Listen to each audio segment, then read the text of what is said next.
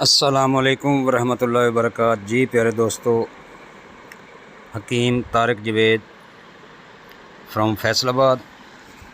پیارے دوستو، جیسا کہ روایت میری ہے کہ نئی نئی جڑی بوٹیاں دوستوں کو متعارف کرواتا ہوں، آج بہت ہی مایا ناز جڑی بوٹی آپ دوستوں کی خدمت میں لے کر آیا ہوں۔ دوستو، جب بھی میری ویڈیو دیکھیں دوستوں کو شیئر کیا کریں، کیونکہ یہ صدقہ جاریہ ہے۔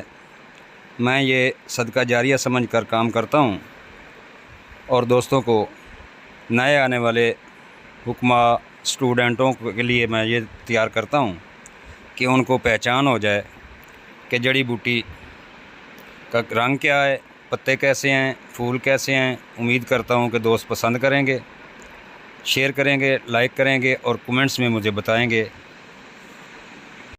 تو پیارے دوستو، اس سے پہلے کہ ویڈیو کی طرف جائیں، میرے چینل کو لائک کریں، سبسکرائب کریں اور بیل آئیکن کی گھنٹی دبا دیں تاکہ ہر اچھی ویڈیو نسخہ جات اور کشتہ جات کی آپ تک بر وقت پہنچ سکے۔ تو چلتے ہیں اب نسخہ کی طرف۔ دوستو، یہ جڑی بوٹی دو قسم کی ہے اور ایک قسم نایاب ہے، سفید پھول والی۔ آج میں جس بوٹی کا ذکر کرنے چلا ہوں، اس کو کھٹائی خورد، کھٹیلی، کنڈیاری، بٹ کھٹیا یا بٹ کھٹائی کہتے ہیں، اور یہ خورد کے نام سے منسوب ہے۔ یہ ہندوستان اور پڑوس ممالک اور پاکستان میں ہر جگہ پائی جاتی ہے۔ چھوٹی قسم جس کا ذکر یہاں ہے، پودا زمین پر بچھا ہوا ہوتا ہے، اس کے پتے چھوٹے چھوٹے ہوتے ہیں، اس کی شاخیں اور پتے کانٹوں سے بھرے ہوتے ہیں، اس کی ڈالیاں بکثرت ہوتی ہیں، پھول سپاری کے یا بڑے بیر کے مانند ہوتا ہے، اور جب پک جائے تو خربوزے کی طرح بن جاتا ہے۔ کچا ہوتا ہے تو دھاریاں سفید چتلے رنگ کا ہوتا ہے، پک کر زرد پڑ جاتا ہے۔ اس میں بیج بھرے ہوتے ہیں۔ اس کا پھول عام طور پر بینگنی رنگ کا ہوتا ہے۔ بینگنی رنگ کا پھول ہوتا ہے جس میں زعفران کے زرد رنگ کے ریشے ہوتے ہیں۔ بعض قسموں کے پھول سفید بھی ہوتے ہیں جو نایاب ہے اور اس میں زرد ریشے ہوتے ہیں۔ بعض ایسے قسمیں بھی ہیں جن کے پھل اور پھول کے درمیان ریشے بھی ہوتے ہیں اور تمام پتوں اور شاخوں پر سفید رواں بھی ہوتا ہے۔ تمام پودا سفید کپڑے کی طرح ہوتا ہے۔ یہ قسم کامیاب ہے اور کیمیاگر گر اس سے سونا تک بنا لیتے ہیں۔ فوائد: اس بوٹی کے استعمال سے بلغمی، کھانسی، دمہ، زکام، سینے کے امراض دور ہو جاتے ہیں۔ قبض اور مثانے کی پتھری کو دور کرتا ہے، پیشاب جاری کرتا ہے، دانتوں کا کیڑا ختم کرتا ہے۔ اگر کھٹائی کا شیرہ نکال کر اس کے ساتھ چند روز روٹی کھائی جائے تو پرانے دمہ میں، جس کو کسی دوا سے فائدہ نہ ہوتا ہو، آرام آ جاتا ہے۔ اس کے جوشاندہ میں پپلی کا سفوف چھڑک کر پلانے سے بلغمی، کھانسی دور ہو جاتی ہے۔ اس کا لیپ بچھو کے کاٹنے پر لگانے سے آرام ملتا ہے۔ اگر کھٹائی کا پھل حقہ میں رکھ کر تمباکو کی طرح استعمال کریں تو اس سے دانتوں کے کیڑے مر جاتے ہیں۔ اگر اس کے پھل کو تیل میں جلا کر چھان کر 1-2 بوند تیل نیم گرم کر کے کان میں ڈالیں تو اس سے کان کا درد دور ہو جاتا ہے۔ اس کا پھل جلا کر اس کی خاکستر 1 رتی سے 2 رتی شہد 1 گرام میں ملا کر کھلائیں تو دمہ اور کھانسی دور ہو جاتے ہیں۔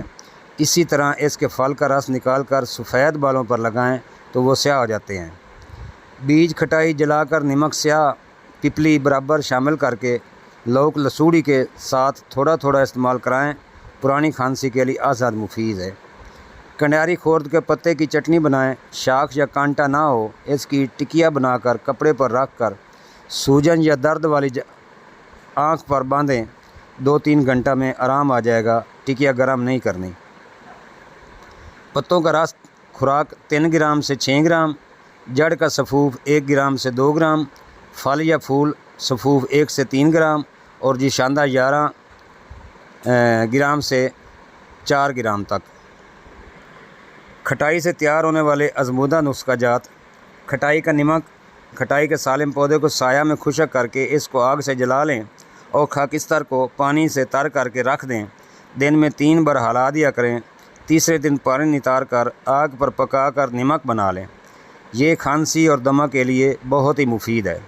खुराक 1 रत्ती से 2 रत्ती तक इस्तेमाल करा सकते हैं। खटाई का रस ज़मीन पर एक गड्ढा खोदें। इस गड्ढे की तह में छोटा गड्ढा खोदें। छोटे गड्ढे में चीनी का प्याला रख दें और इस पर एक बड़ी हांडी जिसके पेंदे में चंद सुराख हों रखें। हांडी को खटाई के पौधों से भर दें। ऊपर सरपोश रख कर गुल हिकमत करें। फिर हांडी के गिर्द और इसके ऊपर उपले चुनकर आग में जला दें। खटाई का रस प्याले में जमा होगा, उसे प्याला बोतल में रख लें। 1-2 कतरे पान के पत्ते में रख कर खिलाएँ। तिप लर्जा और राशा व दमा के लिए मुफीद है। इसी तरह पताल जंतर में भी आप रस निकाल सकते हैं।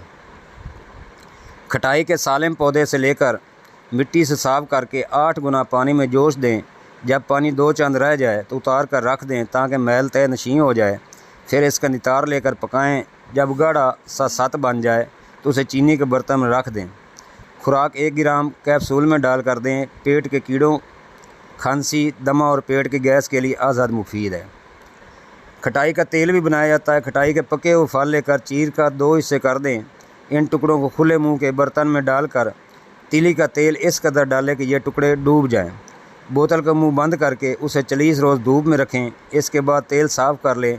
जोड़ों के दर्द, इज़ा के लिए, कमज़ोरी के लिए इस तेल की नीम गर्म मालिश करना बहुत मुफीद है। इसके बीज इकट्ठे कर लें तो पताल जंतर में तेल निकाल लें और से चंद रोगन ज़ैतून या तिली का तेल डालकर भी इस्तेमाल कर सकते हैं। खटाई के सालिम पौधे को कूट कर इसका खालिस पानी लेकर बोतलों में भर दें। जब मैल नीचे बैठ जाए तो इसको साफ़ कर लें। फिर बुरादा चांदी जिस कदर चाहें इस पानी से 4 पैर खरड़ करके टिकिया बना लें और 40 किलो अपलों की आग दें। फिर निकाल कर दस्तूर खटाई के रस में खरड़ करके आग दें। चंद बार यानी 2-3 बार आग देने से चांदी का बढ़िया कुश्ता तैयार हो जाता है। खुराक आधी रत्ती बलाई में दें। शादी से पहले व शादी के बाद की कमज़ोरी में मुफीद है। इसमें कुश्ता संख्या भी बनता है। खटाई के पौधे को जलाकर 2 किलो खाकिस्तर हासिल करें। 1 किलो खाकिस्तर किसी मिट्टी के बर्तन में दबा कर रखें और इस पर सिंबल फॉर 10 ग्राम डली रख दें। इस पर खाकिस्तर की दूसरी तह जमा कर रखें। बर्तन को चूल्हे पर रख कर नीचे नरम आग जलाएँ। जब खाकिस्तर ऊपर तक गर्म हो जाए तो सिंबल फार के मकान पर सिलाई दाखिल करके इम्तिहान करें कि उसमें से सिलाई गुज़र गई है। सिंबल फार संख्या नरम होकर सिलाई से पार हो जाए तो आग सर्द कर दें और सर्द होने पर निकाल लें। संख्या कुश्ता होगा। ये कुश्ता खांसी और दमा के लिए आज़ाद मुफीद है, हाज़म है। खुराक आधा चावल हमरा मक्खन दें। अस्सलाम वालेकुम रहमतुल्लाह बरकात। उम्मीद करता हूँ दोस्त मेरी ये कागज़ पसंद करेंगे और सराहेंगे और लाइक करेंगे, कमेंट्स में मुझे बताएंगे। अस्सलाम वालेकुम रहमतुल्लाह बरकात।